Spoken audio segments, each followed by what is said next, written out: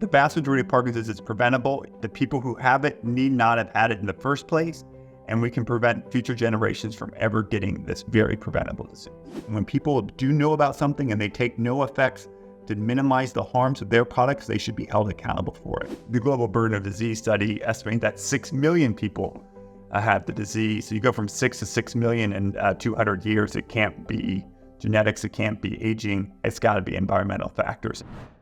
Currently, we're in this situation where Parkinson's is on the rise in a major way. Let's start out talking about what's at the root cause of that. So Parkinson's disease is the world's fastest growing brain disease, and I think it's preventable. The vast majority, I think, of it's preventable. I think it's due to environmental toxicants that are around us. And the three biggest ones, I think, are air pollution, certain pesticides, especially a pesticide called Paraquat, and common dry cleaning chemicals, if you can believe it. These dry cleaning chemicals have contaminated groundwater throughout the United States, including at the Marine base Camp Lejeune. They're known to cause cancer, and they likely increase the risk for Parkinson's disease. So when it comes to this root cause, and you named a number of things that are contributing, would you say the fact that things are on the rise in this realm is due to diagnosis or more of these different inputs that are causing the body to become toxic? Yeah, if we're diagnosis, then we'd be seeing all diseases would be on the rise. Alzheimer's disease, multiple sclerosis, everything would be on the rise. And in fact, we're better at diagnosing some conditions, for example, multiple sclerosis much better today than we were 25 years ago. And Parkinson's disease is outgrowing all of those diseases. So it can't just be a diagnosis. I really think it's obviously aging contributes, but really the driver, even if you adjust for age, number of people with Parkinson's disease is just growing stunningly. I'll give you an example. In 1817, when Dr. James Parkinson described the condition, a condition that he said was new that had not been classified in the medical literature, he described 6 individuals with the disease. 200 years later, the Global Burden of Disease study estimated that 6 million people have the disease. So you go from 6 to 6 million in 200 years. It can't be genetics, it can't be aging, it's got to be environmental factors. And yeah. All right, well, we're going to get into each of those and really get into the nuances of how people can be preventative. And hopefully the thesis, I would say, of your work is that if we get this all under control, we should be able to prevent the majority of Parkinson's cases. Exactly. The vast majority of Parkinson's is preventable. The people who have it need not have had it in the first place, and we can prevent future generations from ever getting this very preventable disease.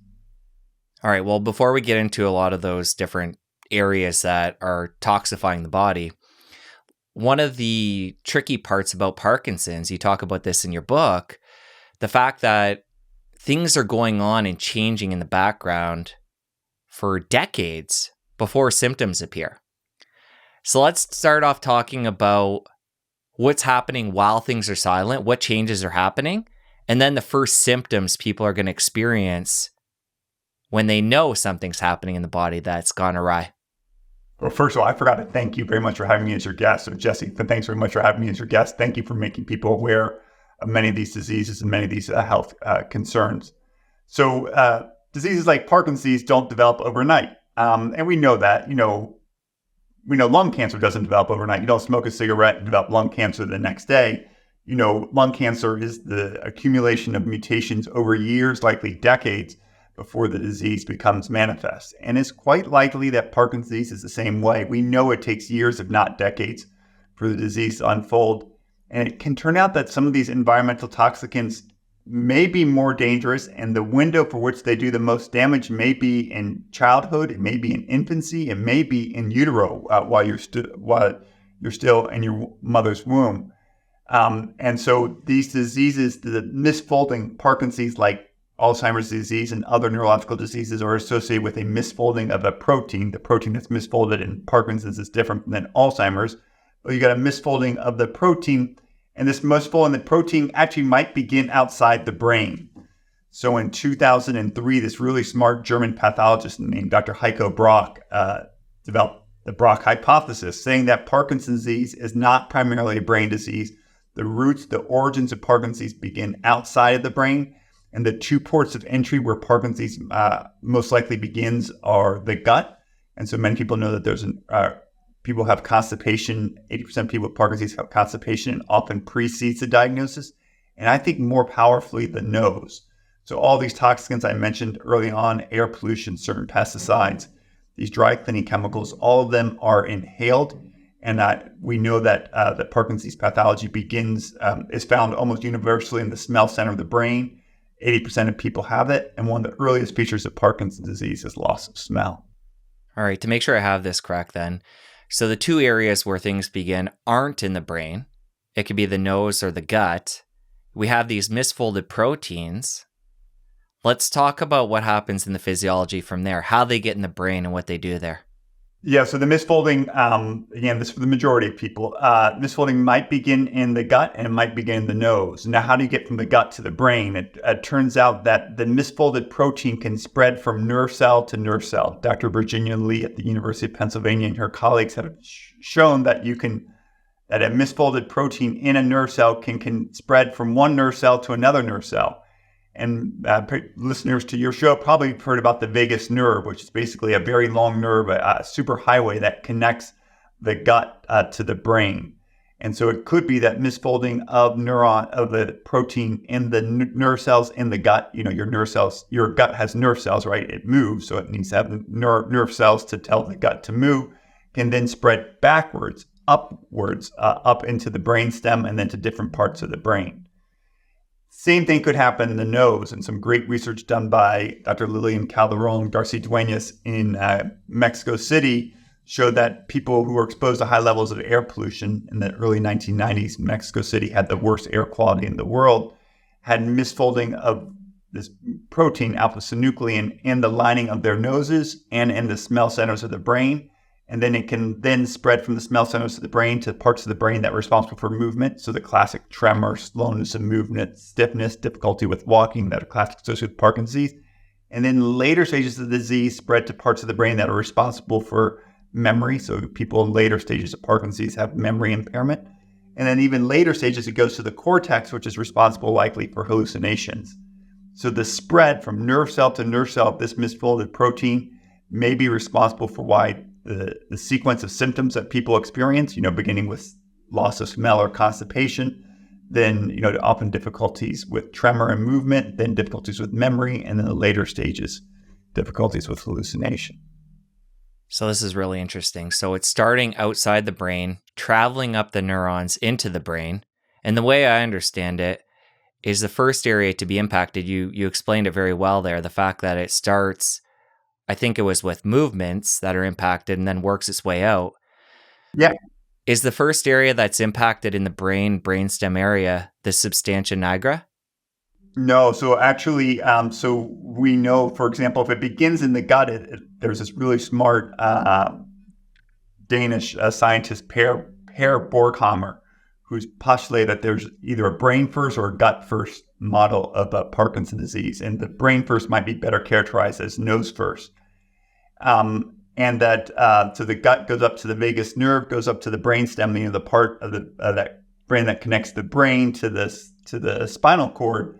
And there you can get problems with sleep. So people with Parkinson's often early in their course of the disease, some individuals act out their dreams. So you can see abnormal sleep patterns. You can see problems with blood pressure. You can see abnormal sweating.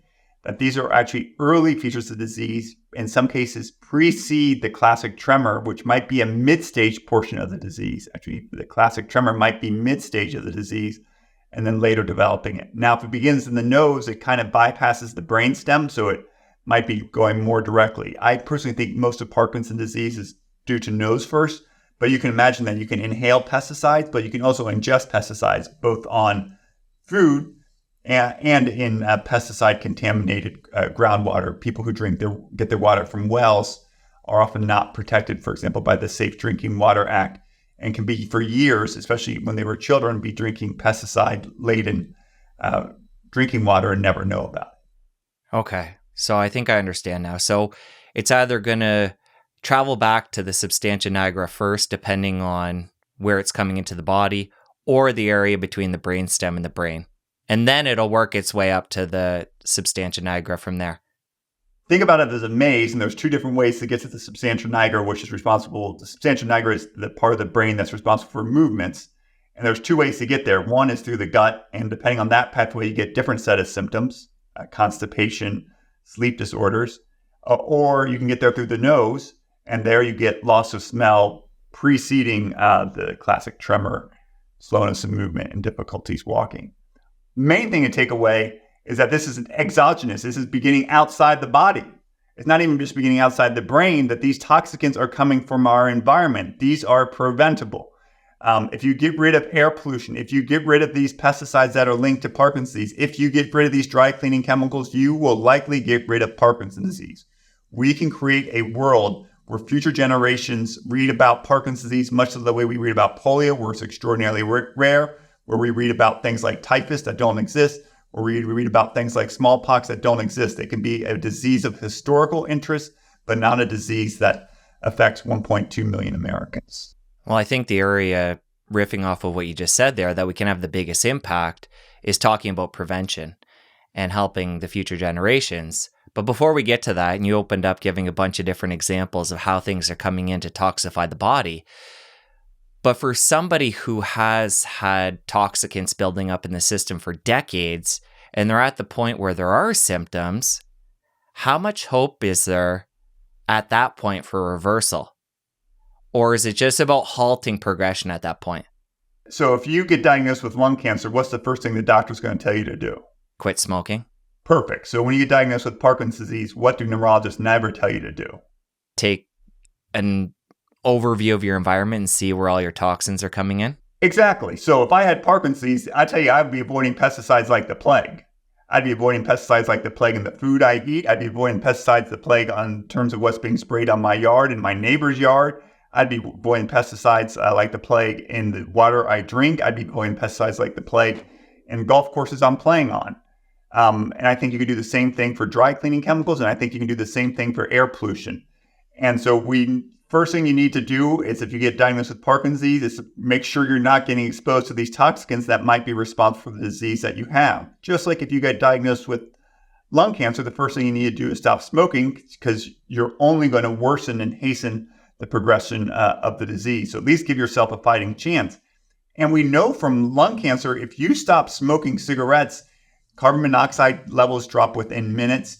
Heart and lung function return to close to normal within months to weeks. Your risk of developing heart attacks decreases within 5 to 10 years. Your risk of developing lung cancer decreases within 5 to 10 years. So these are all great models for what we know can happen when you smoke cigarettes. So even if you smoke cigarettes for 20 years, it's never too late to stop smoking. And it's never too late to take preventive measures to slow down the progression, to minimize your exposure to these toxicants that are likely contributing to Parkinson's disease. Okay. Well, I'm going to hit it with you point blank here. If somebody is at the point where they're having tremors and their brain is affected, or they're having constipation, it's affecting at the brainstem brain, have you seen anybody reverse those symptoms? Or is it just about halting them and stopping the progression? We haven't really measured it. So one of the challenges with brain diseases is really hard to measure it. So lung cancer, what can you do? You can get a fancy CAT scan, or not even a fancy, just a regular CAT scan. You can measure the size of the tumor and you can see whether it's getting bigger or smaller. You can't measure that with Parkinson's disease at 2023. And I don't want to give false hope. I'm not saying you can reverse the disease tomorrow and that's it. But you can certainly, by the time the disease is diagnosed, we know that 60% of the nerve cells, for example, in the substantia nigra, have already died off. And so what you want to do is protect those remaining 40%. And so what I'm suggesting is, if you have Parkinson's disease at any stage of the disease, you want to avoid anything that's going to damage any nerve toxins, including pesticides, that are likely to damage that remaining 40%. You want to protect them, coddle them, do everything you can to protect them. And in addition to avoiding toxicants, there are other ways to modify the disease course. So we can talk about exercise, which releases growth factors, which protect neurons. We can talk about diets that might be beneficial for people. We can talk about head trauma, which we know is a risk factor for Parkinson's disease. So there are lots of things that you can do to modify your disease course. And we even talked about the treatments that are available for people with the disease. All right, before we get into prevention, one other area I want to hit on, and this is for somebody, whether or not they have symptoms at this point, but they've been living a toxic lifestyle, or in the modern world, living a quote unquote normal lifestyle, and these toxicants have been building up over years, is there any value in doing a detox? Using certain supplements to pull some of these pesticides and toxins from the body to try and reverse some of that damage, along with what we're going to get into being preventative. And that could be through supplements or things like the sauna. We could give different examples. So first thing is not the individuals who are responsible for this. It's not individuals who are responsible. They have not created the toxic lifestyle. It is pesticide manufacturers who are putting onto the market pesticides that they know are likely causing Parkinson's disease. So there are pesticide manufacturers today that are selling pesticides to farmers that they likely know are contributing to Parkinson's disease. They continue to sell it. They sell it at increasing levels, and they're spraying it on farms. They spray it on farms 20 minutes from where I'm sitting here in Rochester, New York, and they're spraying it on farms throughout this country. There are dry cleaning chemicals that are known to cause cancer. They are known to cause cancer. They've been around for 100 years. There's been a century of cancer due to some of these dry cleaning chemicals. The manufacturers continue to sell them. The global use of these chemicals is increasing, not decreasing. We increasingly know that air pollution not only is linked to Alzheimer's disease, but likely linked to Parkinson's disease. Yet we continue to let wildfires rage in Canada and give us air pollution in Rochester, New York, where I'm sitting right now, and in New York City, that was akin to the levels of air pollution that Dr. James Parkinson was experiencing in the London fog in 1817. So these aren't individual consequences. These are the consequences, conscious consequences, I think, of many chemical companies that are manufacturing these products. They know about their toxic effects. They know that they cause them cancer, and it's the failure of society to act to ensure that our air is clean. Now, what can you do to detox? So everyone loves to think, like, can I take a pill and detox it? So there was a study looking at a chemical to remove iron from the brain. So iron, I-R-O-N, I know I can't pronounce it well. Levels of iron, the metal, are increased in individuals with Parkinson's disease and Alzheimer's disease. It's not clear why that is. I tend to think that hitchhiking on the tiny pieces of dirt and soot that you see in smog are toxic metals, including iron from brakes, and that's entering in through your nose. And your nose is really the front door to your brain. And hitchhiking on those tiny pieces of particulate matter, tiny pieces of dirt and soot, are lead from leaded gasoline, iron from brakes, and platinum from catalytic converters. So there's a recent study done in the New England Journal of Medicine where a drug was given to people with Parkinson's disease that chelates iron, takes iron out of the brain. And lo and behold, it took iron out of the brain. The problem is it made people's Parkinson's disease worse and had adverse effects. So people who took this chelating therapy did worse, much worse than people without it. So right now we don't have a way to undo the damage that is been done. And there have been studies of supplements, coenzyme Q10, vitamin E, for example, and there was some promise for coenzyme Q10, but a very, very large study funded by the National Institutes of Health demonstrated that at least for people with early Parkinson's disease, the supplement was not helpful.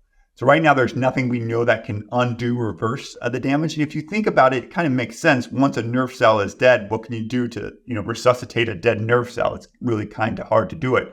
But what you can do and what you should do and what we should be enabling people to do through our societal decisions is to breathe in clean air, drink clean water, and eat clean food. And if you do those three things, you can decrease your exposure to these toxicants and ensure that those remaining 40% of nerve cells live a long and happy and prosperous life so that you can remain independent and free from disabilities for as long as possible. So throughout our conversation to this point, you've already discussed a number of the different inputs that are toxifying the body, whether it be pesticides, things in the air, things in the water. You just went over a few there. Is there one that stands out as being the biggest influence when it comes to Parkinson's? I want to take time and get into each of these, but is there one that holds more weight than the others? Yeah, so you've probably gathered I'm a little bit crazy and maybe a little thing, but I think this is the number one cause of Parkinson's in the United States. And so for those of you who can't see what I'm holding up a very, very simple 6-atom molecule. So most of your listeners know that water, H2O, is 3 atoms, 2 hydrogens and 1 oxygen. This is trichloroethylene. It's got 6 atoms. It's got 2 carbon atoms in black, a white hydrogen atom, and 3 chlorine atoms, hence its name trichloroethylene, or TCE. In the 1970s, 2 pounds per American were produced of this chemical, 2 pounds per American. You're too young, but you might remember typewriter correction fluid. It had this chemical in it. If you drank decaffeinated coffee, you may have been exposed to this chemical. If you worked in degreasing, this is like one of the world's great degreasing agents. You spray it in an engine and the grease melts away. That's likely due to this chemical. If you were a printer, if you were a painter, you were exposed to it. In the United States, the worst example is Camp Lejeune. So the Marine base in North Carolina, where Marines were knowingly exposed to this chemical in their drinking water, and they were exposed to this chemical in their drinking water from 1953 to 1987. A million Marines, their family members, and their dependents were exposed to this chemical. This chemical is known to cause cancer, according to the World Health Organization. According to the EPA, it's carcinogenic by all routes of exposure, and the Marines knew about it and covered it up. And the consequences of that is that retired Master Sergeant Jerry Ensminger, his daughter at age 6, beloved daughter at age 6, developed leukemia. She dies at age 9. He finds out after the fact that cancer-causing chemicals were found in the groundwater at the Marine base for which his children and he were drinking. And he's launched a 26-year campaign to bring justice for the Marines who were exposed to this chemical. He was a drill instructor, and so he leave no Marine behind, leave no man behind, leave no person behind. And he has helped bring justice for these thousands of Marines who were exposed. A recent study looking at those individuals at Camp Lejeune found that Marines who served at Camp Lejeune compared to those who served in California at Camp Pendleton had a 70% increased risk of developing Parkinson's disease.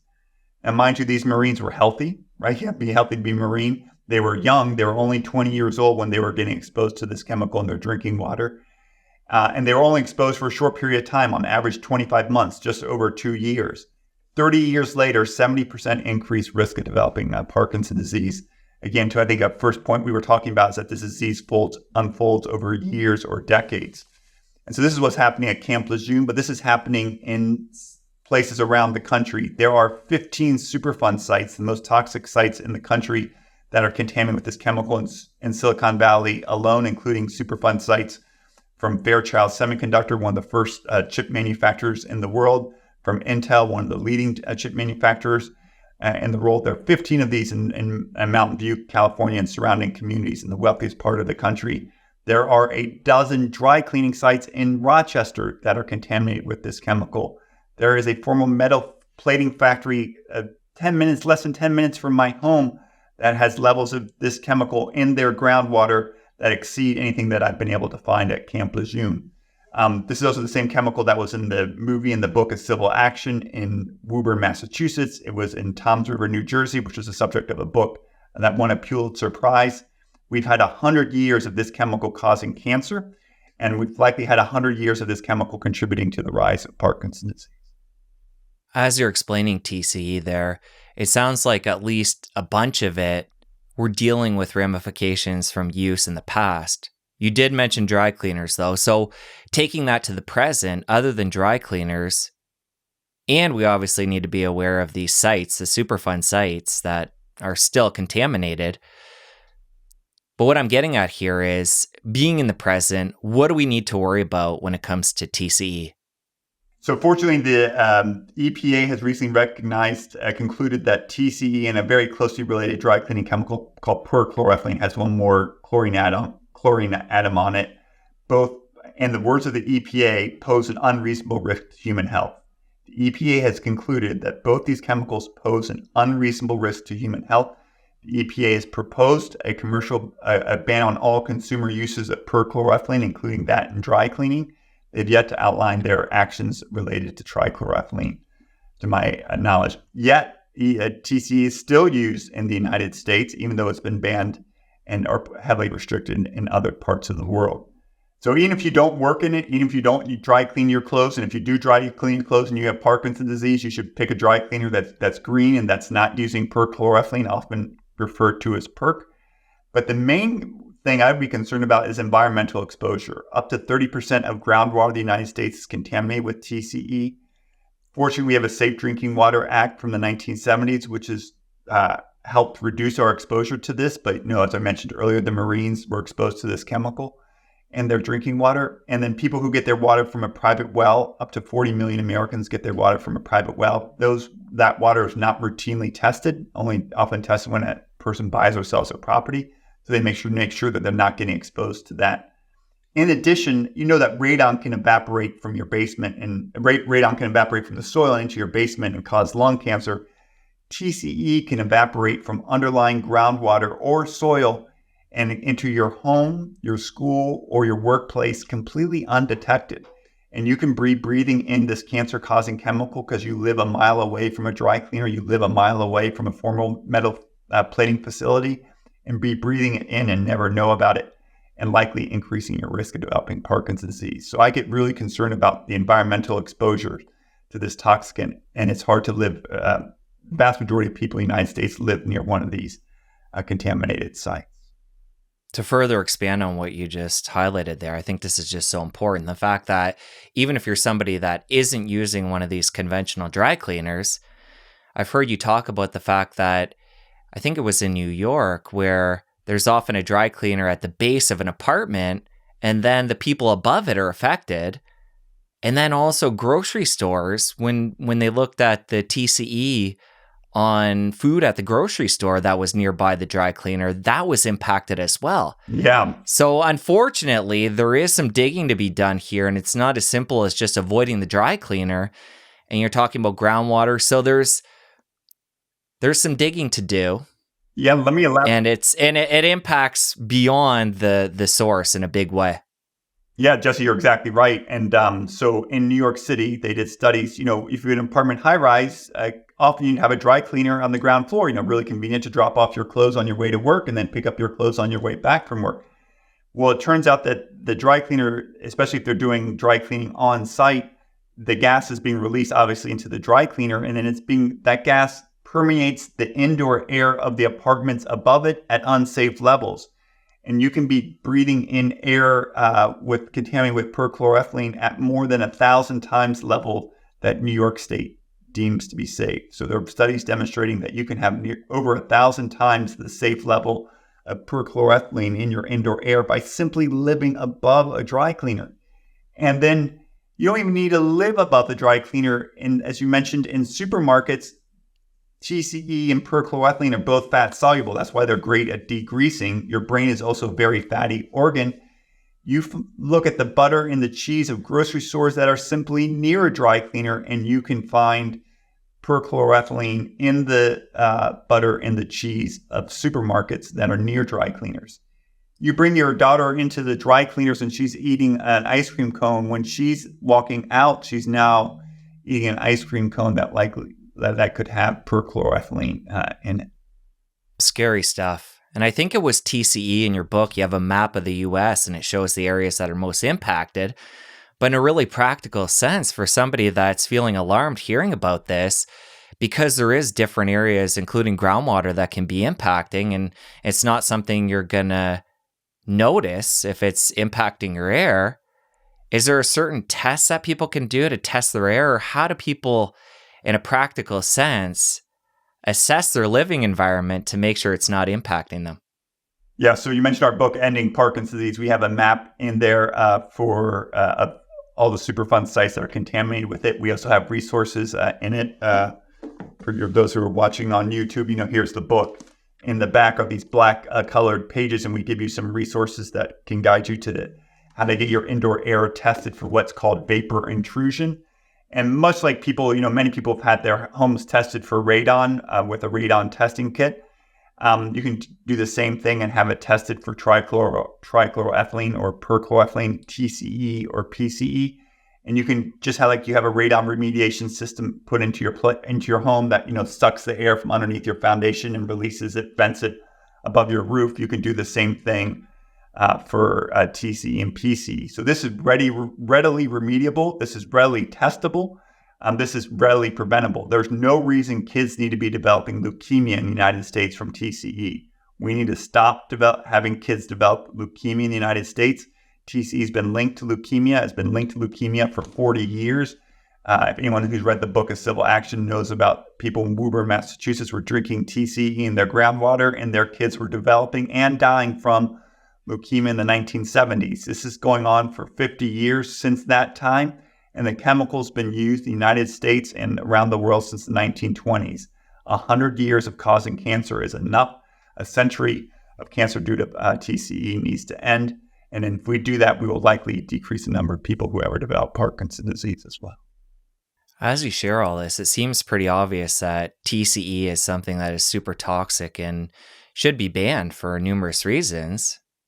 This is all for dry cleaning. This isn't like for mission critical things. Perchloroethylene is, principal use is dry cleaning, and we're using this for degreasing. This is a 6-atom molecule. Would you fly in an airplane from the 1920s? No. And what I'm getting at with all this is, why isn't it being banned from higher up? Because we're not making our voices heard. Listen, politicians, their job is to react to the demands of the public. If we don't demand action, action doesn't take place. We write in our book a little bit about the role that HIV activists played in changing the course of HIV.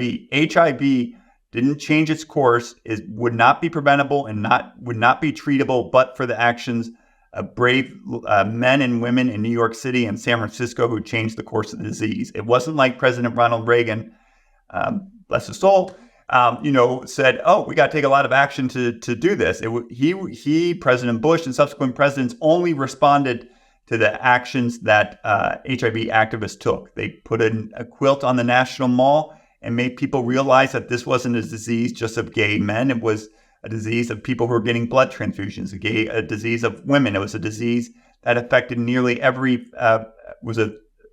affect every family in the country. And the process of it, they've made HIV preventable. They've made HIV among the most treatable conditions associated with a near normal life expectancy. And they've made the rates of HIV fall. No one thought in the 1980s or 1990s that the rates of HIV would be falling in the United States when they've done. And we should be applauding the heroism of people like Larry Kramer and his colleagues at ACT UP who changed the course of HIV. If we can change the course of HIV, we can change the course of Parkinson's, we can change the course of leukemia, we can change the course of non-Hodgkin's lymphoma, we can change the course of multiple myeloma, renal cell carcinoma, and prostate cancer, and many more, brain cancer, breast cancer. But we need to make our voices heard. And we know what these toxicants are. There's no question that TCE causes cancer. The World Health Organization has reached that conclusion. The U.S. Department of Health and Human Services, the EPA have all reached this conclusion. Why we continue to allow a carcinogenic substance to contaminate our groundwater and indoor air is unconscionable. We've talked about how widespread this TCE can be.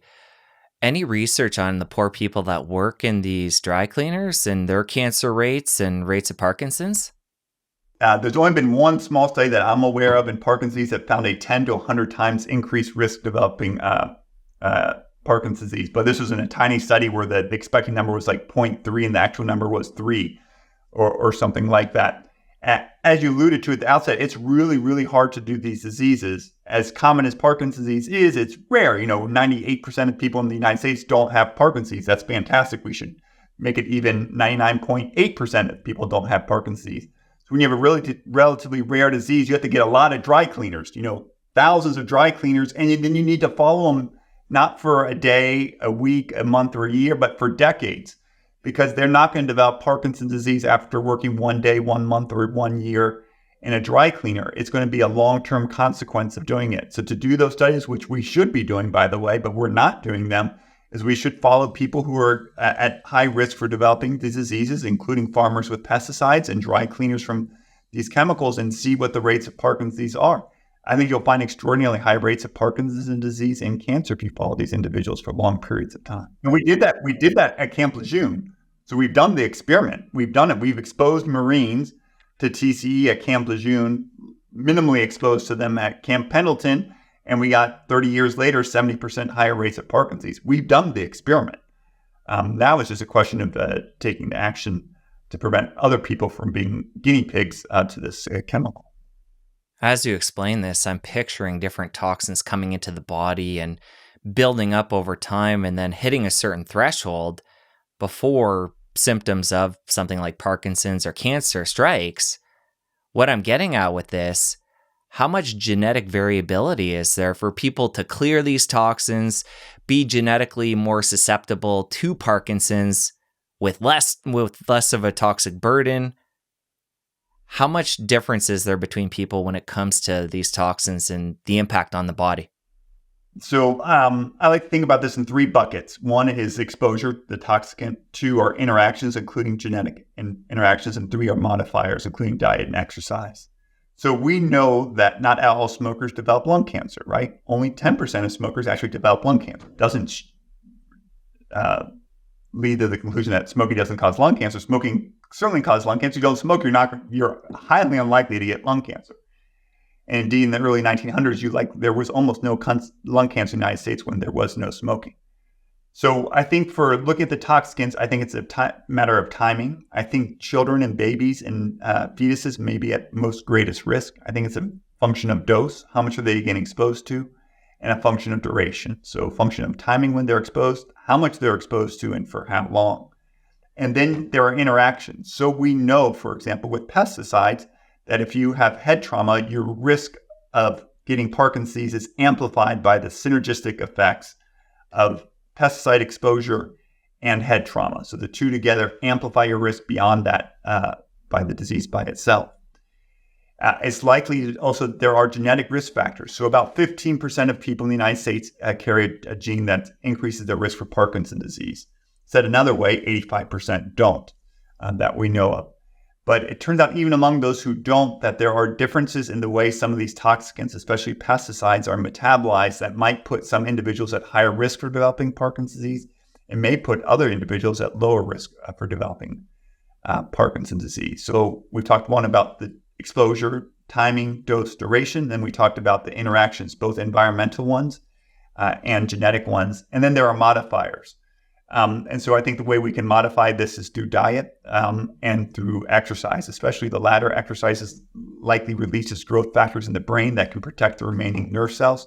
I think a combination of those 3 things, toxicants, interactions, and modifiers, are the ones that determine who develops Parkinson's disease, at what rate, and what we can do to modify the disease course. This is where it starts to get really complicated with, as you're explaining that, the genetic piece, plus say somebody played high school football and had a head injury 20 years ago, plus they're living in New York City above a dry cleaner, and all these different interactions, and trying to sift it out and to protect against Parkinson's and other things like cancer. I can see how what we're doing here is important. We're hashing it all out and giving people their best shot at understanding these different inputs, but there is so much overlap and it gets complicated pretty quickly. But I'll make it simple. If you don't get exposed to air pollution, if you don't get exposed to trichloroethylene, perchloroethylene, if you don't expose to toxic pesticides, your likelihood of developing Parkinson's disease is extraordinarily small. If you don't get exposed to these toxicants, your likelihood of developing Parkinson's disease is extraordinarily small. If you don't smoke and you don't get exposed to radon, you don't get exposed to really high levels of air pollution, you're just not getting lung cancer, the 90+% of lung cancer. We can stop all these diseases, the vast majority of all of these. There's always rare genetic causes and there's always exceptions. But the vast majority of diseases are fundamentally preventable. We can create a world where Parkinson's disease is increasingly rare. We can create a world where Alzheimer's is increasingly rare. We can get rid of leukemia, the vast majority of leukemia, I think, in children. We can get rid of lots of cancers in individuals by taking actions to improve our environment. Let's move into the pesticide piece. And for me, the obvious thing that jumps out right away is to eat organic. And I'm sure that's not a perfect science. I'm sure there's, pesticides in the air and things get contaminated. But the way I think about it, that would give us our best shot at, minimizing our pesticides. So talk about first step when it comes to pesticides. Is it buying organic, or is there some bigger thing I'm missing here?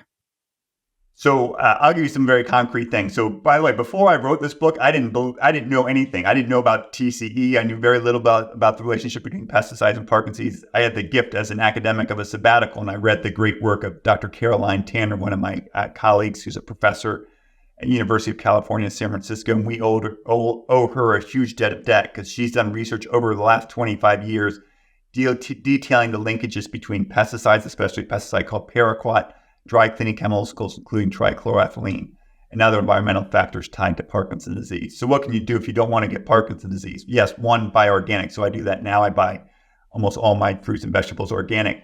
But as you alluded to, even organic produce can have pesticide residues on them. And in fact, they do have pesticide residues on them. So I wash all my fruits and vegetables with water and a little fruit and vegetable wash, just like a little soap for the fruit and vegetables, because some of these pesticides, they dissolve only in fat, and they're fat soluble, which is what your brain is. And so they won't necessarily come off readily with just being washed. Just like, you wash your body with soap and water, you wash your fruits and vegetables with soap and water to remove fat soluble pesticides. Second thing is, if you're one of the up to 40 million Americans who get their water from a private well, I would test it. So this is chiefly in rural areas. People get their water not from city water, but from a well on their own property. These wells are bringing in groundwater from anywhere from 15 to 50 feet below the surface. Many times people in rural areas can get exposed to pesticide runoff from nearby farms. That pesticide runoff can contaminate their groundwater, and they can be drinking it. So next, you should test your groundwater for it. Third, regardless of the results of it, and make sure it's being tested for pesticides. Many times when people get their water tested, they're tested for bacteria, which is not good, right? Because you don't want to get sick from an infectious disease, but you should be making sure you're testing it for pesticides. If you live in urban areas, I'd also get it tested for these dry cleaning chemicals. And then I put a carbon filter, like from Pure or Brita, or from whatever you want to get from the grocery store, on my tap water, so that removes chemicals, including pesticides and TCE from it. It turns out over time, the safety threshold for all these chemicals is only made lower and lower and lower. And so I want to get ahead of the game and decrease my exposure to that. Mindful, I didn't do any of this stuff before I ended up writing the book. And then on air pollution, which we haven't talked about this, if you live in a polluted area, I would think about air purifiers. My parents live in Southern California, and for last Christmas, my kids bought my father an air purifier. So he's got an air purifier thing in his bedroom and his kitchen. My mom has the same. So I think you want to be mindful of your exposure to air pollution. We know, for example, with people with Parkinson's and Alzheimer's disease, that air pollution is associated with an increased risk of hospitalization with these diseases. So it might be a proxy for exacerbating or worsening the disease course. Again, we put all this in our book, Ending Parkinson's Disease, these black pages at the back. And any of your listeners for your podcast who can't afford a copy of the book, they can just email us at info@endingpd.org, info@endingpd.org with their address, and we'll send them a free copy. Our goal here is to make people educated consumers and to change the course of the diseases, not just for our generations, for all generations to come. That's incredible. So generous of you guys. Let's talk more about the air pollution piece. I don't want to leave pesticides. We're going to come back to that. But while we're talking about your kids buying air filters for the grandparents, what is it we're looking for in the air that we want to remove that's causing problems? We're not sure. At least I'm not sure. I tend to think it's the particulate matter. So if you've been to LA and you can see smog, right? It's not subtle. You can see smog. And what you're seeing when you see smog is little pieces of dirt and soot that are suspended in the air. The technical term for it is particulate matter. And most of the stuff, we breathe it in and we either cough it out or we sneeze it out, where it's caught in the hairs in our nose, for example, and filtered out. But some of it, really tiny part of it, some of it 1/70th the width of my hair, which is receding, 1/70th the width of my hair, can get into the nerve that's responsible for smell and go backwards into the smell centers of the brain. And hitchhiking on these little pieces of dirt and soot are those toxic metals: lead from leaded gasoline, iron from brakes, platinum from catalytic converters. And these toxic metals might be hitchhiking on these tiny pieces of dirt and soot, going in through the linings of our nose, through the nerve that's responsible for smell, and then to our smell centers. It's worth noting that the large portion of people, both with Parkinson's and Alzheimer's disease, have a loss of smell as an early feature of the disease. And the pathology of both diseases may begin in the smell centers of our brain. So that's why I'm a little concerned about that. I'd say I want to take one thing back. I think the large portion of leukemia is due to TCE. I can't say the vast majority of it. I try to not to overstate the fact. So I should modify my comment about leukemia and trichloroethylene. I think it's a large proportion, I think, is due to it. The book, A Civil Action, the movie with John Travolta, gives you a really good flavor of what TCE might be doing to leukemia in children. For somebody at this point who wants to make an investment, get an air filter or multiple for the home, are there certain brands that you recommend or certain things that people should look for that the filter does to make sure they're getting something worthwhile? Yeah, so people have asked me, I probably could make a lot of money endorsing certain green dry cleaners. And I already gave Brita and Pure a thing for their carbon filters. I forgot what the name of the air filter that we got for my parents, but I look for things that remove particulate matter from the air. Now, I'm a neurologist. I'm not a toxicologist. I don't have any great knowledge or haven't done in-depth things on which are the best water filters, air filters, and the like. But, if you search, like Best Buy, Consumer Reports and stuff like that, they have recommendations on best air filters. And I really got concerned, in New York City, in June, New York City had the most polluted air in the world. In June, because of the forest fires in Canada, New York City had the worst polluted air in the world, worse than Delhi, India, worse than Beijing, China. It was so bad, the levels of particulate matter in New York City in June of 2023 were on par with what the London fog was in 1800 when Dr. Parkinson is describing the first major cases of Parkinson's disease. And that air pollution is really, really toxic. On average, air pollution costs all of us humans about 3 years of life expectancy worldwide. We all live 3 years shorter lives because of air pollution. That's because of its effects on heart disease, on respiratory diseases, on lung cancer, and on stroke. But people really are not paying enough attention to its effects on cognition and on Alzheimer's disease and on Parkinson's disease. And I get really concerned that all these environmental toxicants are exploiting our nose as the front door to our brain. And if we get rid of these toxicants that we're inhaling, we'll live longer, healthier, and more independent lives. I want to come back to pesticides. And when you were talking about them, you mentioned if we're drinking well water, how we can have contamination of that groundwater. And you also mentioned the organic produce and even washing that to be extra cautious and take care of that the best way we can. When it comes to pesticides, the other thing that crosses my mind as you talk about that is proximity to farms. And this relates back to when we were talking about dry cleaners and being in a proximity and the effects that I know before reading your book, I wouldn't have thought of when it comes to a dry cleaner, being in proximity to that and the impact it can have on our health. What kind of research is there showing for people that are living by these farms where farmers are spraying and using these pesticides, the air in that area and how it impacts people? Yeah, so it turns out great work by Dr. Caroline Tanner showed that farmers exposed to Paraquat and other pesticides have a 150% increased risk of developing Parkinson's. But if you're not a farmer, you just live in a rural area, you drink well water, your risk of Parkinson's is 75% higher. So a nice example of a dose-response relationship. The farmers who are working most intimately with the pesticides have the highest risk, but people who are, around the farm are not out of the woods at all. And they could get it from their groundwater, as we discussed, and they might be inhaling it. There are crop dusters, for example, that are being sprayed.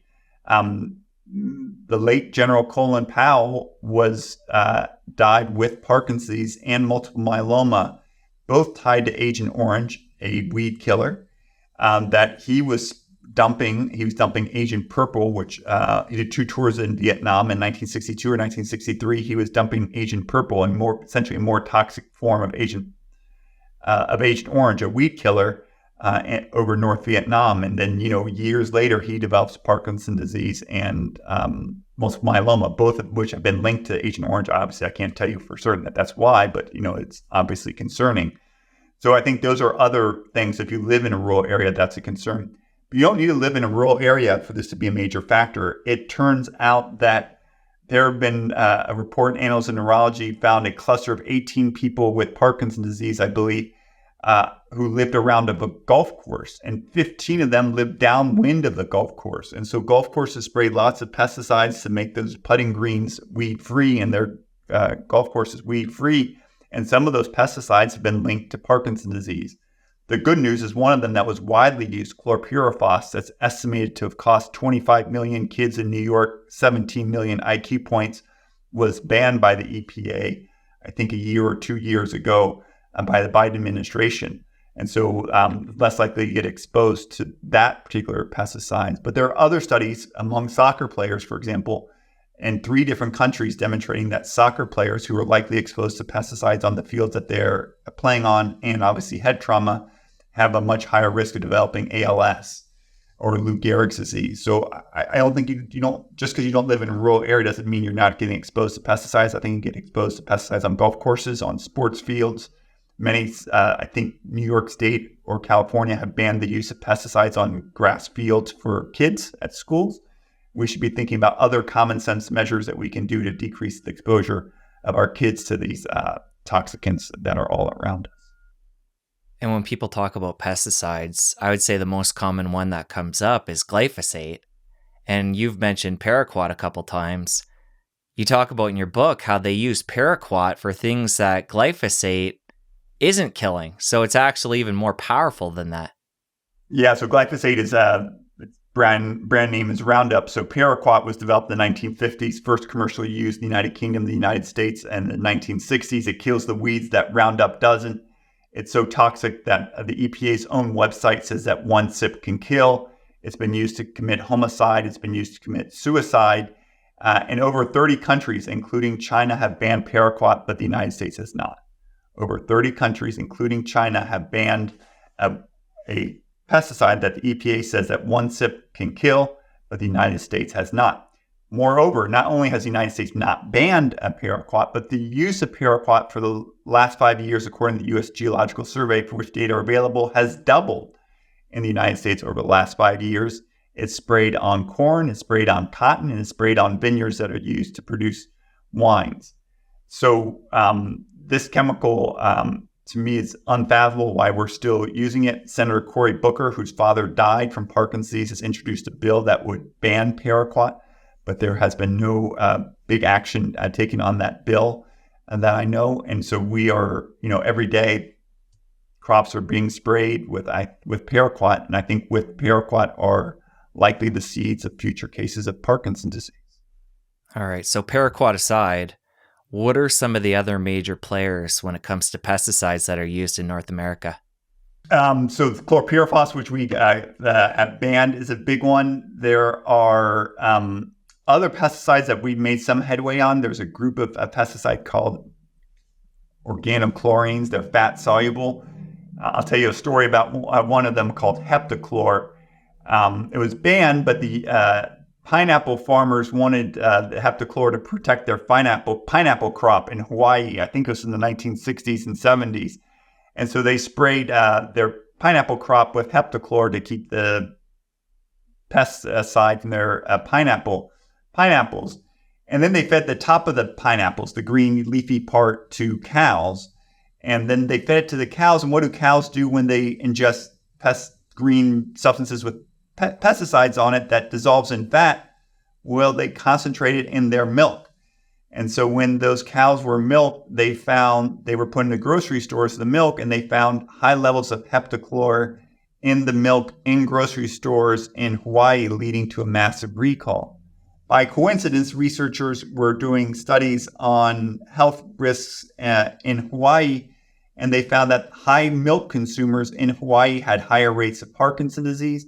And after those individuals died, they looked at their brains. Sure enough, they had loss of those dopamine-producing nerve cells that we know are lost in Parkinson's disease. And they found the shooting gun. They found residues of heptachlor in the brains of individuals with Parkinson's disease with fewer dopamine-producing nerve cells in it. So I think it gives us a lot of concern about the effects of it. And it's worth noting that pesticides, have beneficial effects. They prevented lots of people from getting malaria. And Rachel Carson, when she wrote her book 1962, Silent Spring, which launched the modern environmental movement, she wasn't saying that pesticides are all bad. She was arguing against indiscriminate use of pesticides. Why are we using pesticides from the 1960s? expect engineers to develop safer cars and safer airplanes over the last 50 years, why are we expecting chemists to develop safer pesticides? Why are we allowing, as alleged by The Guardian, companies to double down on their blockbuster product and not withdraw Paraquat from the market, not introduce safer alternatives to it, but to double down and engage in a campaign of freedom to sell Paraquat? And that freedom to sell Paraquat is likely contributing to the rise of Parkinson's in rural areas, and for all we know, could be contributing to the rise of Parkinson's among people who are consuming products laced with Paraquat. So we've talked about TBIs, concussions, briefly throughout our conversation, but let's really hone in on mechanism there and how it fits into this. Yeah, I thought you were going to give me a better segue onto it. I don't have a great sense for why TBI, traumatic brain injury, increases the risk. I can tell you that it does. It turns out that even one significant concussion can raise your risk of developing Parkinson's, and repeated head trauma is a major risk factor for Parkinson's. Dr. Michael Oken, one of the authors of the book, cared for the great Muhammad Ali and had a paper with the family's permission detailing how repeated head trauma was likely a major factor in Mr. Ali's development of Parkinson's disease. And we mentioned earlier that it might have synergistic effects. We also know that chronic traumatic encephalopathy, which in one study in the Journal of the American Medical Association was found in, I think, approximately 202 of 203 or 195, 196 NFL football players, that about 60%, 40 to 60% of them had Parkinsonian features. So there's lots and lots of evidence that head trauma increases your risk for Parkinson's disease. It might lead to misfolding of the protein implicated in, but I don't have like a great intuitive sense for why head trauma increases your risk of Parkinson's. I'll say that these other chemicals, air pollution, trichloroethylene, and pesticides all damage the energy-producing parts of cells called the mitochondria that are damaged, that we know are damaged in Parkinson's. Even in rare genetic forms of Parkinson's, the mitochondria are damaged. And the nerve cells that produce dopamine, the substantia nigra, they're basically huge garbage bags that are filled with jelly beans. And those jelly beans are all mitochondria, which are producing energy because nerve cells have huge energy demands. And so it's not surprising that environmental toxicants that damage the energy-producing parts of cells are implicated in Parkinson's disease. It is interesting, though, as you share this, to think about the fact that with this disease, there is a mechanical force aspect that causes damage and a chemical. And then again, coming back to what we talked about before, the fact that these two overlap as well, and they can have a negative synergy, which is unfortunate, but it's part of the story. Yeah, and I think that just like, there have to be explanations for why some farmers developing Parkinson's and some don't, why 90% of smokers don't develop lung cancer, why some smokers develop emphysema and not lung cancer, why some smokers develop heart disease and others don't. I mean, there have to be other interactions, environmental or genetic, that explain it, in addition to the timing, dose, and duration of exposure. And the other factor I didn't mention is chance. Some people just might be getting unlucky. For example, with cancer, there might be, and with Parkinson's, there could be a component of chance tied into who gets enough misfolding or enough mutations to develop the disease. When you're talking about different toxins impacting the body, you mentioned the fact that for kids, there may be some susceptibility there, which brings me, as we're talking about the head trauma piece, thinking about kids in sports and playing things like football and hockey and even soccer, heading the ball. Is there any research showing that during these earlier years, having blows to the head has more of a significant impact than an adult? The one easy way to look at this is exposure to a toxin. So a given amount of pesticide exposure to a 20-pound kid versus a 200-pound adult, right, is going to be a much bigger effect on that. Now, head trauma and kids, I'm not an expert in it, but I would be concerned. The other thing, kids, have developing brains, and so they're growing nerve cells, and their nerve cells are getting bigger, and they're forming more and more synapses. So I think people are realizing that there's no reason for little kids, that tackle football might be dangerous inherently, and B, it might be especially dangerous to younger kids. And so efforts to decrease exposure to head trauma, especially like tackle football and stuff like that, I think are very prudent. I think we could probably be doing more on the football front and more on the soccer front and probably other sports as well. And, we can make modifications to sports and making them as enjoyable or maybe even more enjoyable. I mean, the NFL had their Pro Bowl and, they had flag football, and probably more people watching flag football in the Pro Bowl than they've been watching tackle football in the past. As you're talking about kids and their developing brains, it got me thinking about supporting that brain as it's developing, whether it be a kid or an adult supporting the brain that's already developed. And we talked about supplements from a detox perspective before, but what are your thoughts about some of these different supplements in the health and wellness space to support brain health, whether it be fish oil or beyond, when it comes to Parkinson's? Yeah, we actually did a study of fish oil and another neurological disorder in Huntington's disease, a rare genetic disorder, and unfortunately, it didn't help. I would love to be able to say fish oil. I'd love to be able to say coenzyme Q10. I'd love to be able to say vitamin E are likely beneficial effects. There's just not evidence for it. And in some cases, there's evidence against it.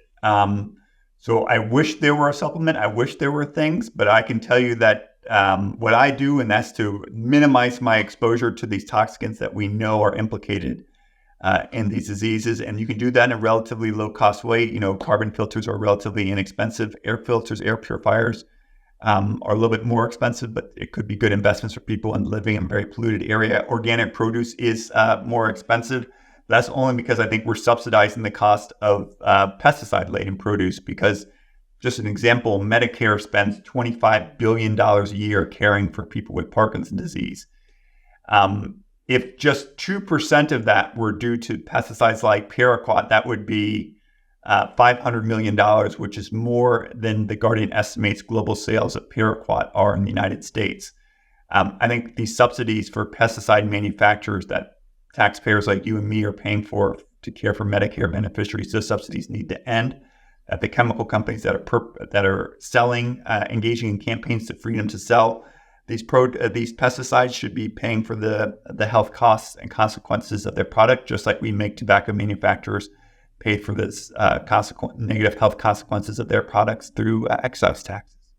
So we've gotten into, when it comes to food and diet, the organic piece of this and bringing down that pesticide load. But in your book, you talk about the Mediterranean diet. So let's get into, beyond pesticides, what you consider a supportive diet when it comes to Parkinson's. So this falls in the things on modifiers. And I think the diet that has the most evidence for benefit in Parkinson's is the Mediterranean diet, which may lower your risk, is associated with a decreased risk of ever developing the disease, and may favorably influence the progression of the disease if you have the disease. And I think the first thing the Mediterranean diet that might be important is what it doesn't have. So a Mediterranean diet is high in fruits and vegetables and low in animal products. And I think animal products, to a large extent, might be concentrating environmental toxicants in their products. So there are some studies that suggest that people who drink high levels of milk, as we alluded to earlier from the Hawaii study, might have an increased risk of developing Parkinson's disease. I tend to think that might be due to a concentration of pesticides as you go up the food chain. So I think a diet low in animal products, there's lots and lots of research from lots and lots of great books like Outlive about the benefits of decreasing consumption of animals. And if you don't like health reasons, you can think about moral reasons. If anyone wants to read Fast Food Nation and think about the industrial killing of animals, I don't think future generations will look very kindly on our industrial killing of animals so we can get chicken nuggets and hamburgers. That said, my kids eat this stuff, so I'm not out of this thing. But I think a Mediterranean diet can be beneficial for people with it, and I think a lot of it's minimizing exposure to these toxicants, as well as perhaps health benefits of just of the foods that are in it as well. One area spinning off of the food piece that ties in is coffee and caffeine. Oh, yeah. And you advocate for this, which people are going to be thankful for. Let's talk about, when it comes to Parkinson's, why caffeine. The way I understood it from your book, it sounds like caffeine might be the substance within coffee that is at the root of why it's beneficial, but I'll have you talk about that.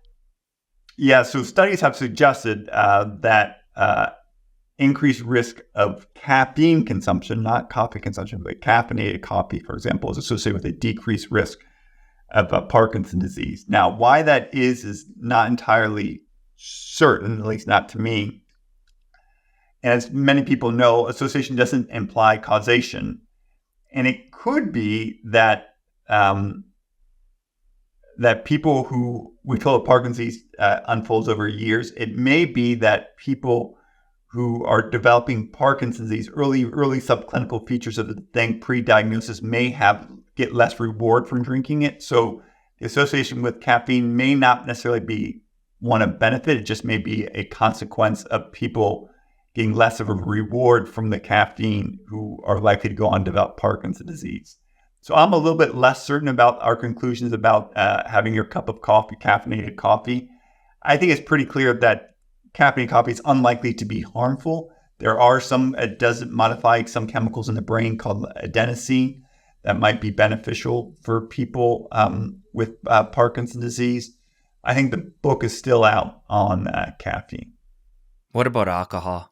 Somebody that wants to be preventative when it comes to Parkinson's, is this something that they need to totally eliminate, moderate? How do you feel about it?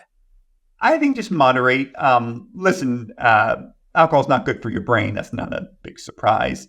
If you had a brain disease, you probably want to decrease the amount of things that you consume that are not good for your brain.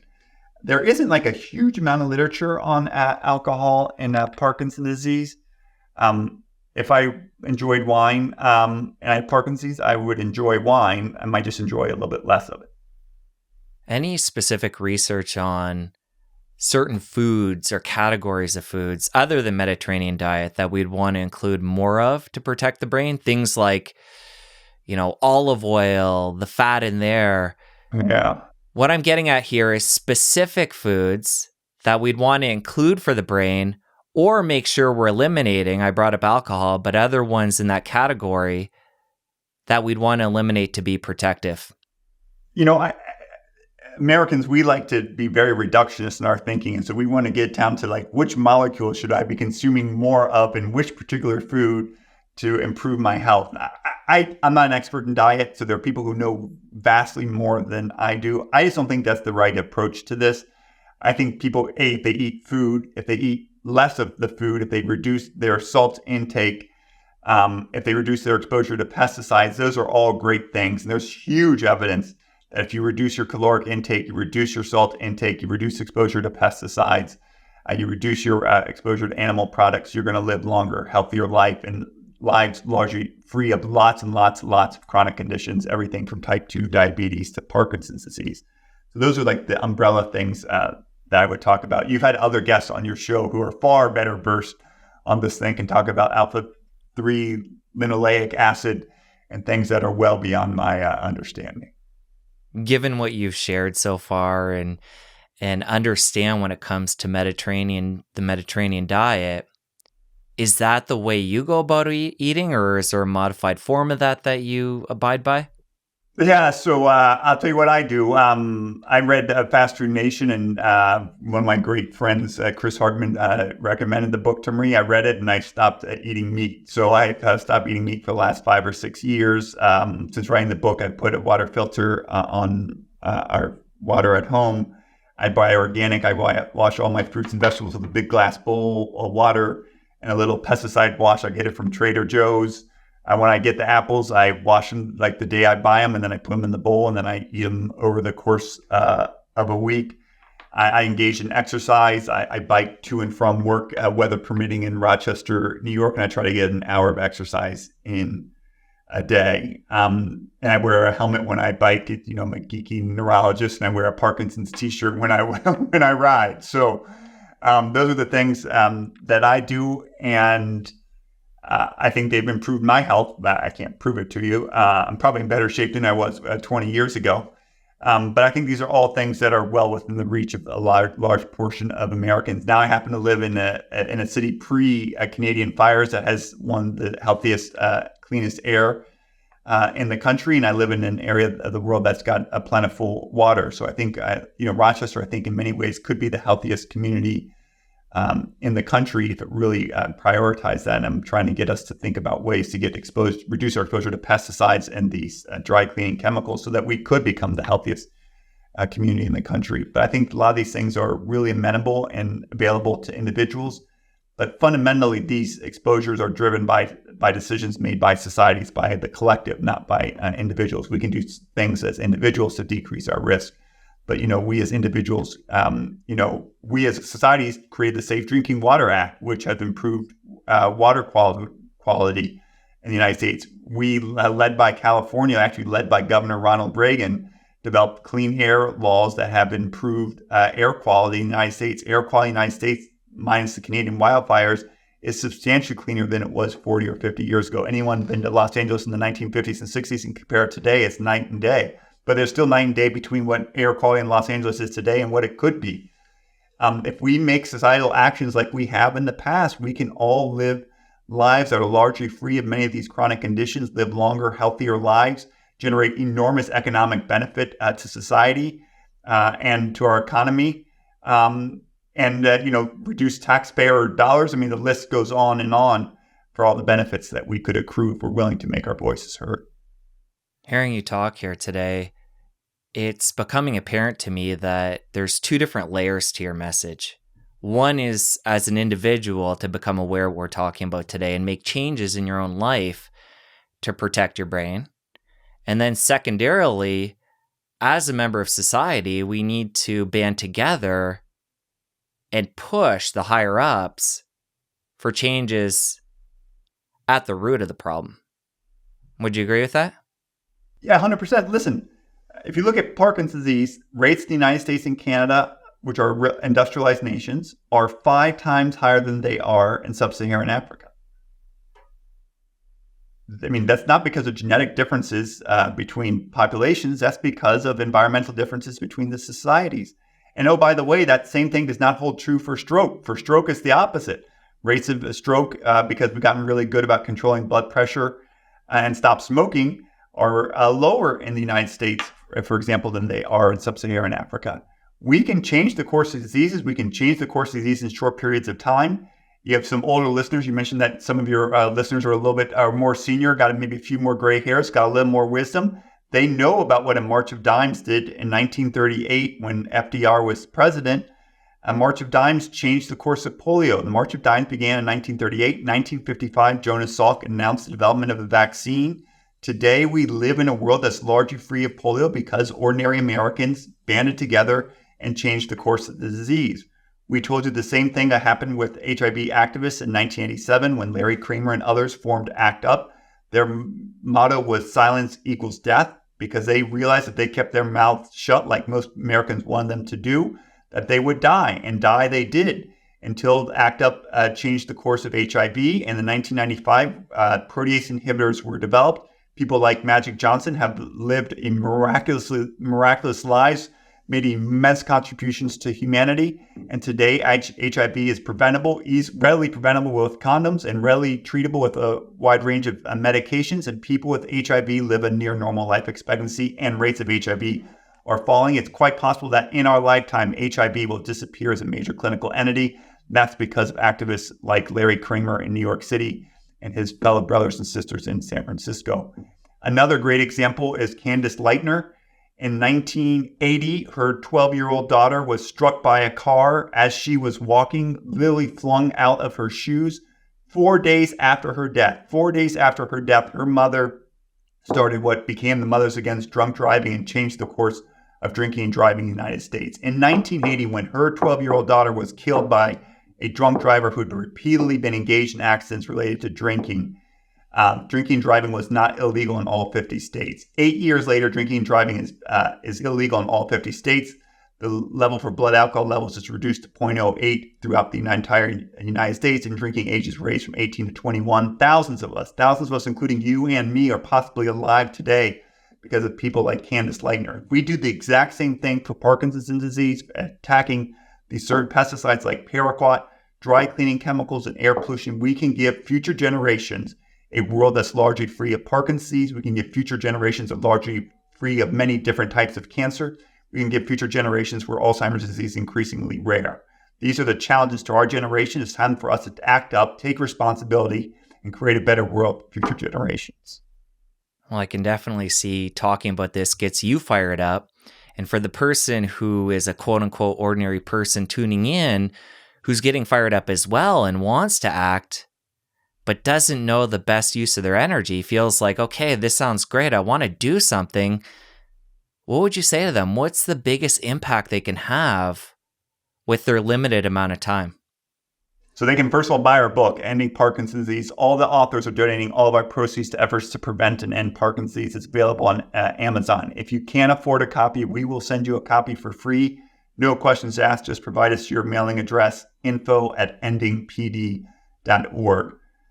We need to ban these chemicals. If the EPA has said that chemicals pose an unreasonable risk to human health, and some of these chemicals have been around for 100 years, it's good in time and ready that we get rid of them. So you can tell the EPA. The EPA even has a little website where you can give them, send your own message about banning these dry cleaning chemicals.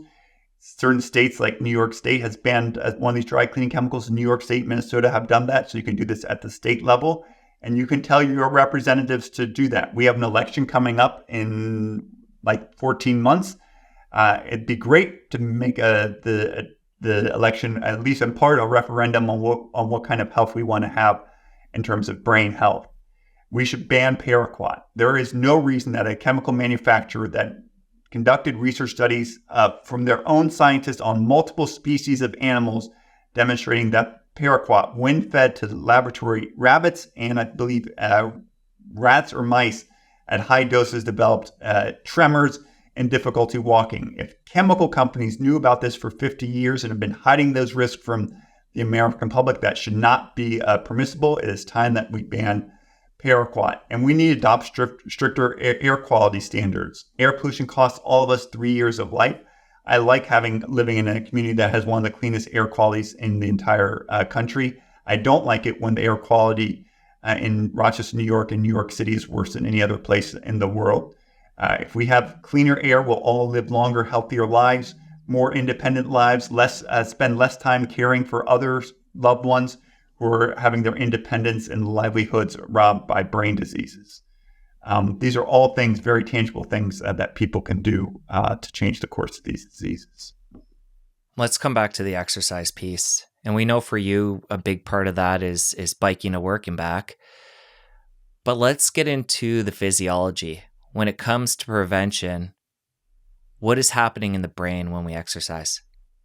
So likely when you're exercising, and Dr. Bas Bloem who's the senior author in the book from the Netherlands, has a paper, it came out showing that exercise increases connectivity and likely release of growth factors. Brain-derived neurotrophic factor, BDNF, levels are likely increase in response to exercise. These growth factors likely may be protecting the remaining nerve cells that are being killed or exposed to these toxicants. So this is a great way to modify the disease course.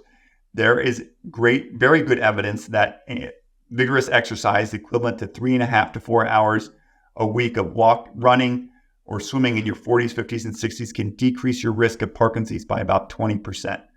And there's increasing evidence that almost all forms of exercise, especially the exercise that gets your heart rate up, whether that's yoga, tai chi, bicycling, swimming, boxing, not getting hit in the head, but just boxing training, can be beneficial for people with Parkinson's disease. So exercise is a fantastic way to modify the disease course for Parkinson's, and a fantastic way to lower your risk of developing Parkinson's disease and many other diseases in the first place.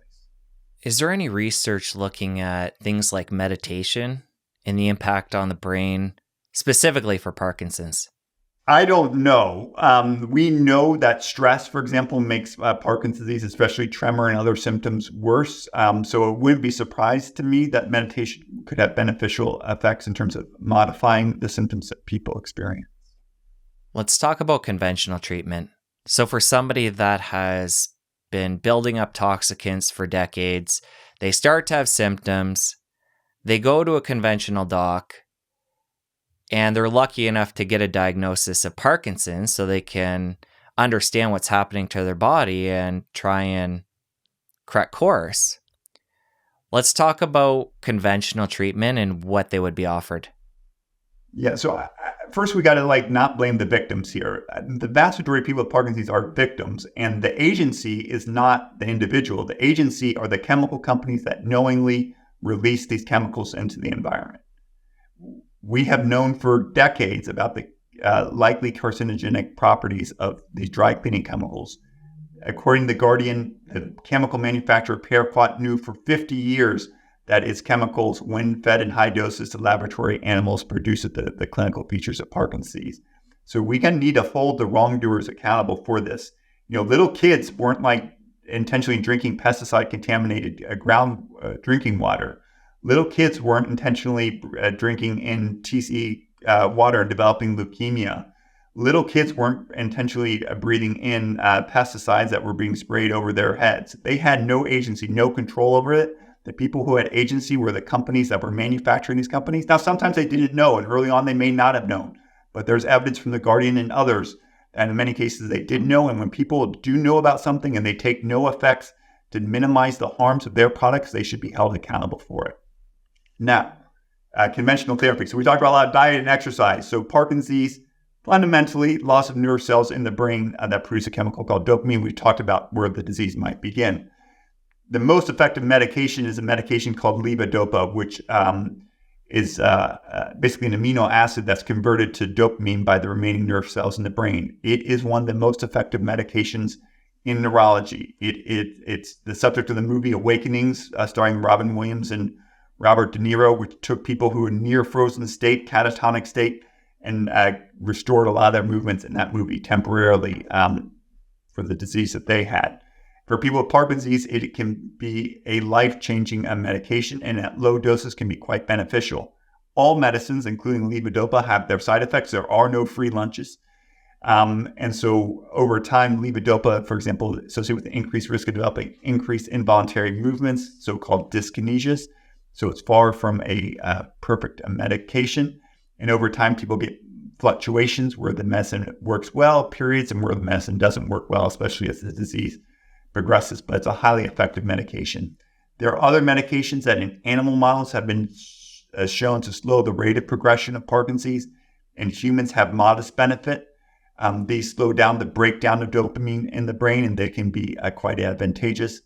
And the other really miraculous therapy, if you think Levodopa is a miraculous therapy, the other miraculous therapy for a subset of people with Parkinson's is something called surgical treatment with something called deep brain stimulation, which for the right individuals can basically turn back the clock and restore people to a level of function they had earlier in their disease course. Talk more about that latter piece, the deep brain stimulation. So is this something, I want to understand exactly what it is. Is this something usually after the Levodopa stops working that people go to? Yeah, so it's usually for people who develop complications for Levodopa, either the increased involuntary movements that can't sit still, the dyskinesias, or fluctuations where the periods where the medicine works really well and periods where they get frozen or stuck. The basal ganglia in your brain is a circuit of neurons that are responsible for controlling voluntary movement. And Parkinson's, that circuit is disturbed. Certain parts of that circuit become inappropriately overactive. And those are the targets for the electrodes that are passed through the brain to a pea-sized organ, pea-sized collection of nerve cells called the subthalamic nucleus, or STN. There's other targets as well. And it turns out when you dampen the output of those circuits, this collection of nerve cells, you can restore a lot of function that people have lost with Parkinson's disease. For the right individuals are people who clearly have Parkinson's, clearly respond to Levodopa, are young, and our definition of young is under 75, are otherwise healthy. It's surgery, so you want to be healthy and don't have significant walking problems or significant cognitive problems. They can benefit from this deep brain stimulation. If people do pursue that, needless to say, you should pursue that at major centers that do lots and lots and lots of these surgeries and have good outcomes. If they can't tell you what their outcomes is, you should be suspicious what their outcomes are. One of the side effects, and I believe this is from the Levodopa, I'll have you confirm that people can experience is impulse control, loss of that. So they might get involved in things like gambling, overeating, sexual addiction. Talk about specifically when that happens and how often that happens. Yeah, so it can happen with levodopa. It's more common with synthetic or fake or dopamines. Drugs like pramipexole and ropinirole are more classically associated in a higher risk.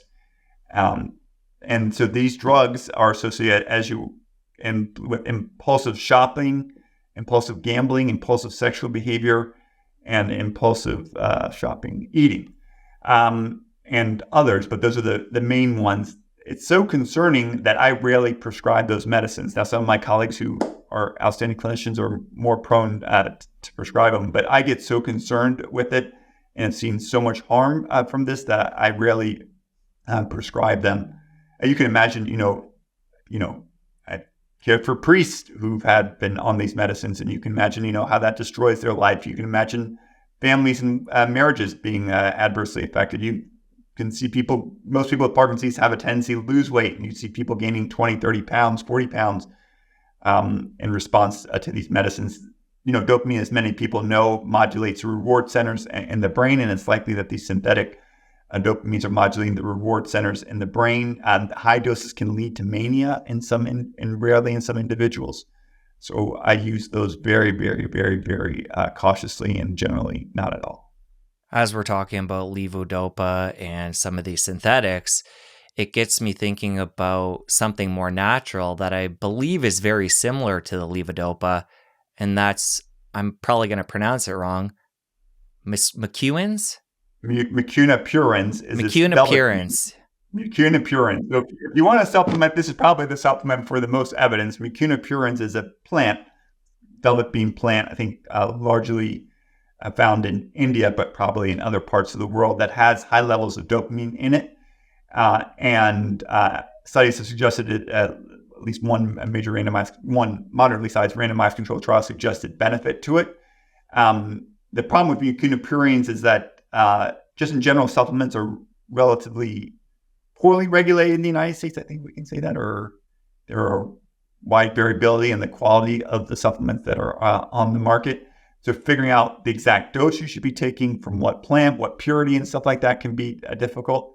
Some parts of the world, unfortunately, still don't have access to levodopa, even though it's a relatively inexpensive, and highly efficacious therapy. And for some reason, it's not on the World Health Organization's essential drugs list. That should change. But for some parts of the world, they don't have access to the medication. And so Mucuna Pruriens can be helpful. One more big area I want to touch on before we part ways is, as somebody is falling deeper and deeper into Parkinson's and their symptoms are getting worse and worse, I can imagine the challenge of that person, as you talked about losing memory and psychosis, and it really continues along a really bad path. So I'm feeling for that person in a deep, deep way. But what I want to get into is the people around that person.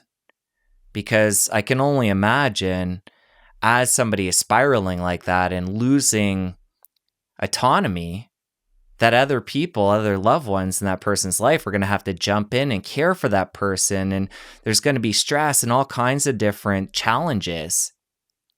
So what I'm getting at here, being a supportive person, family member, friend, loving person, watching somebody degrade, how can they best support them and support themselves so they don't fall into that stress and into some of the challenges I could see them facing in their own life as they help this person? So Michael J. Fox, in an interview with Jane Pauley, recently said he thinks he got Parkinson's from exposure to some kind of chemical.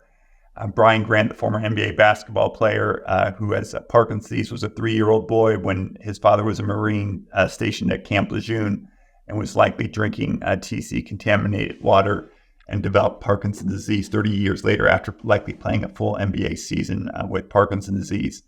Both of them, when asked to describe Parkinson's disease, says it sucks. And it doesn't just suck for the 1.2 million Americans with the disease, or maybe the 6 to 10 million people worldwide who have the disease. It sucks for everyone around them. It sucks for their spouses. It sucks for their family members. It sucks for their kids. And And it really sucks after, 5 to 10 years when the disease becomes progressive and very disabling to people.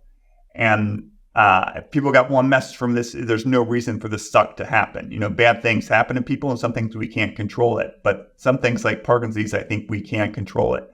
And there's no reason that people with Parkinson's need to be suffering. Every time I see someone with Parkinson's, I get pissed off now because I think they're suffering from a needless and preventable disease. And it's not just them. One caregiver said to me, this is no way to spend your golden years. And you see the strain in marriages. It's palpable in the clinic, in the exam room. You see it. People with Parkinson's tend to withdraw, and then, they have a social spouse who wants to spend the last 10, 20 years of his or her life, socializing and going out. And this is not what they expected to be done. And there are parties that are responsible for the rise in Parkinson's. Those parties need to be held responsible. It shouldn't be on the lives of seniors and their families and their friends, and it shouldn't be on the rights of taxpayers. The companies that are responsible for producing these toxicants, especially after they know the toxicants' effects on Parkinson's, they should be held accountable. Listen, being present is a huge thing, and it's a wonderful thing. And I think being present and empathetic towards all individuals is important, especially for people who are suffering with terrible diseases. But these diseases, I think, are in large part preventable, and we can create a world without Parkinson's disease, and we should spend a lot of time and energy striving to do that. Speaking directly to that person who is a supporter for somebody going through this right now, what would you say to them? For caregivers, caregiving is hard. And so caregivers are at increased risk of adverse health consequences. They're at increased risk for dying. And so caregivers need first to take care of themselves. And so I say one of the greatest gifts that somebody with Parkinson's disease can give to their spouse, to their brother, their sister, their daughter, their son, their friend, is if they have the resources to allow someone else to help care for them for at least parts of the day, parts of the week. And this can be a respite care, this can be adult daycare, this can be having an aide or another friend coming into the home so that the spouse, just for example, can take some time for themselves.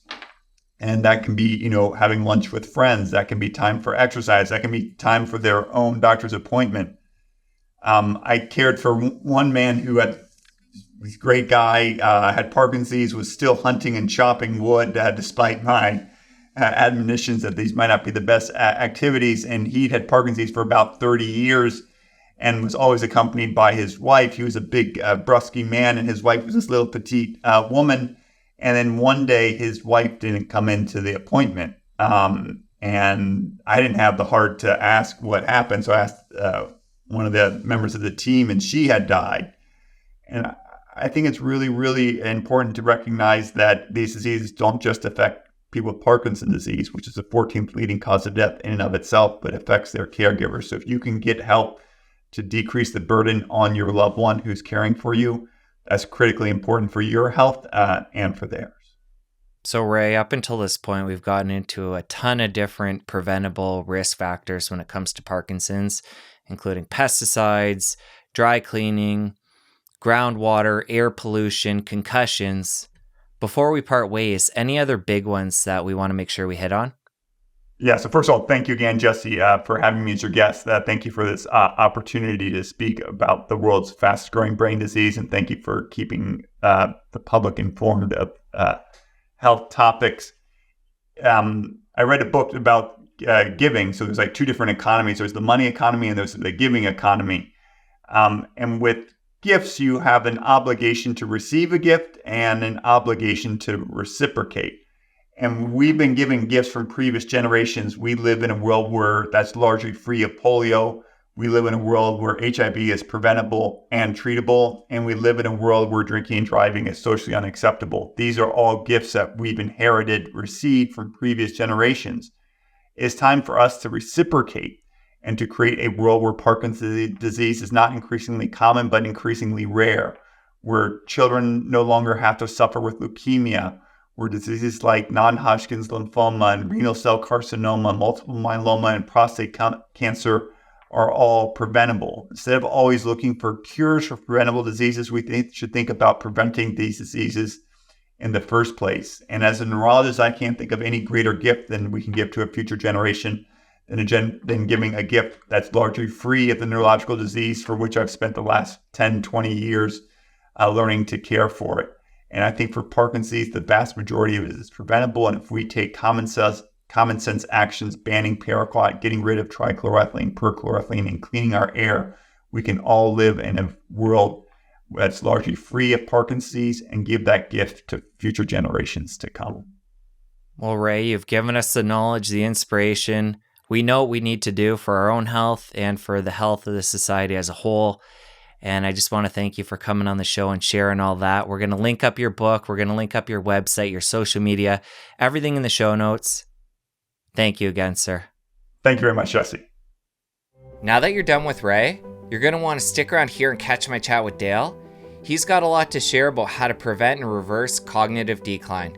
You don't want to miss this. I'll see you over there. So that we can really make Alzheimer's for the first time optional. And my argument is it should be optional. Everyone get on